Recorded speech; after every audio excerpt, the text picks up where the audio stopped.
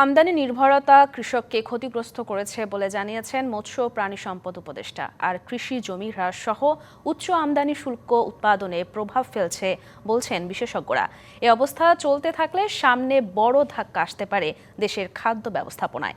এ বাস্তবতায় ২৫ বছরের কৃষি পরিকল্পনা নিচ্ছে সরকার।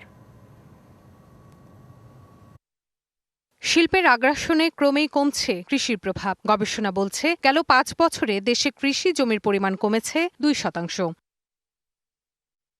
এমন বাস্তবতায় সোমবার কৃষি, খাদ্য নিরাপত্তা ও প্রাণ প্রকৃতি সম্মেলনে অর্থনীতিবিদরা বলেন, খাদ্যের যোগান আমদানি নির্ভর হওয়ায় বাড়ছে মূল্যস্ফীতি। অনেকে বলেন যে আমরা খাদ্য স্বয়ংভর হয়ে গেছি। এটা কথার কথা। উচ্চ মূল্যস্ফীতি এবং আমাদের যে প্রতি বছর আমদানি নির্ভরতা বাড়ছে, এর মুক্তির একমাত্র পথ উৎপাদন বৃদ্ধি। উৎপাদিত কৃষি পণ্য সংরক্ষণেই নেই উন্নত ব্যবস্থা, ফলে সিংহভাগ নষ্ট হচ্ছে, প্রভাব পড়ছে বাজারেও। আমাদের দেশের এই যে বাজারটার ৫৫% মার্কেট মাত্র ৫টা বহুজাতিক কোম্পানি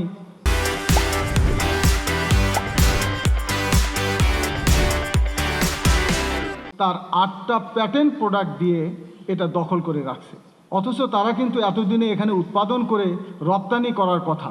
আমাদের হোল্ডিং পাওয়ার বাড়ানোর জন্য আমাদের কৃষকদের স্ট্রাকচার করতে হবে, তাদের স্টোরেজ ক্যাপাসিটি বাড়াতে হবে এবং obviously we need more vertical integration. জনসংখ্যা বৃদ্ধির হার মাথায় রেখে নানা কৃষি পরিকল্পনা নিচ্ছে সরকার। আমরা ২৫ বছর মেয়াদী একটা দীর্ঘমেয়াদী এগ্রিকালচার স্ট্র্যাটেজিক প্ল্যান অথবা পার্সপেক্টিভ প্ল্যান, অথবা আমরা নামটা এখনো ফাইনাল করিনি, অথবা এগ্রিকালচার আউটলুক 2050 এরকম একটা নাম দিয়ে আমরা সেটা একটা ডেভেলপ করতে চাই।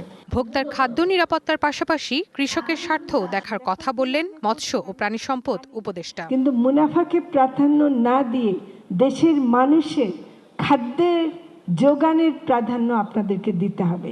এখানে আমাদের নিয়ন্ত্রণ দরকার। অন্যদিকে পরিবেশ উপদেষ্টা বলেন, সরবরাহ বাড়ানোর চাইতে গুরুত্বপূর্ণ হলো নিরাপদ খাদ্য ব্যবস্থা। যার যার কনজাম্পশন প্যাটার্নের দিকে নিজেদেরও একটু তাকানোর দরকার। কেবল অনেক পরিমাণে খাদ্য পৌঁছালেই তো হলো না, খাদ্যের মানটা নিয়েও আমাদেরকে চিন্তা করতে হবে। কৃষি জমি রক্ষায় ইটভাটার দৌরাত্ম্য কমানো এবং পচনশীল বর্জ্য দিয়ে জৈব সার তৈরির পরিকল্পনার কথাও জানান তিনি। একমাত্র পথ উৎপাদন। Rifat Tasnova, DBC news, Dhaka.